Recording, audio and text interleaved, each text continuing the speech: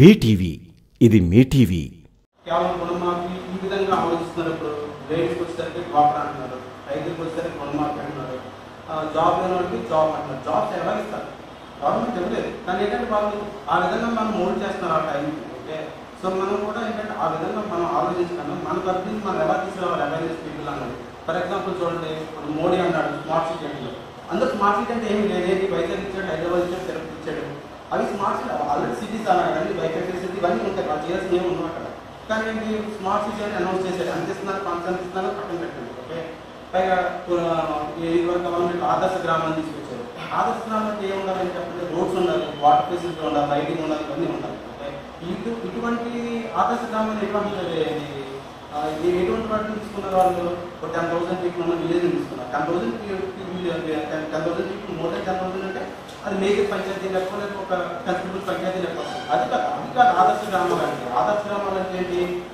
Minimum ఏమి లేని వాటిని ఎంతవరకు డెవలప్ చేస్తామన్నది మన జనరల్ ఐడెంటిటీలో నామినైజేషన్ అంటారు. నామినైజేషన్ అంటే ఏంటి?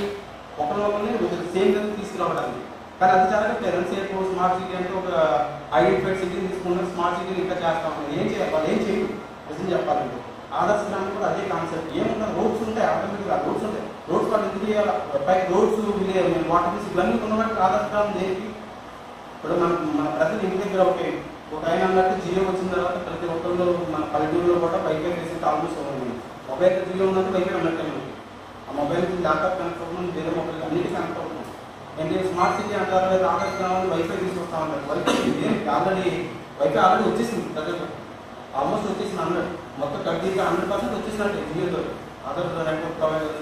అది మనం చేయాల్సింది ఏంటంటే కొత్తగా ఇప్పుడు చూడండి, ఇప్పుడు మా విలేజ్ ఉంది, మా విలేజ్లో అరౌండ్ 8,000 10,000 ఉంటుంది. మా ఊళ్ళో సిమెంట్ వర్క్ చాలా అవుతుంది, 80% సిమెంట్ వర్క్ ఉంది. ఓకే, మాది ఆదర్శ గ్రామాన్ని తీసుకొచ్చారు. ఓకే, ఆదర్శ గ్రామంలో 40 లక్షలు 20 లక్షలు శాంక్షన్ అయిందన్నారు, డ్రైనేజ్ సిస్టమ్ వచ్చేస్తుందన్నారు, ఏమీ లేదు. ఆదర్శ గ్రామం వచ్చింది, అది బడ్జెట్ వచ్చింది, మరి ఎంత వచ్చింది ఎంత పోయిందో కూడా నేను ఇన్వాల్వ్ అవుతున్నాను. నేను మన పాలిటిక్స్ ఇన్వాల్వ్ అవ్వలేదు.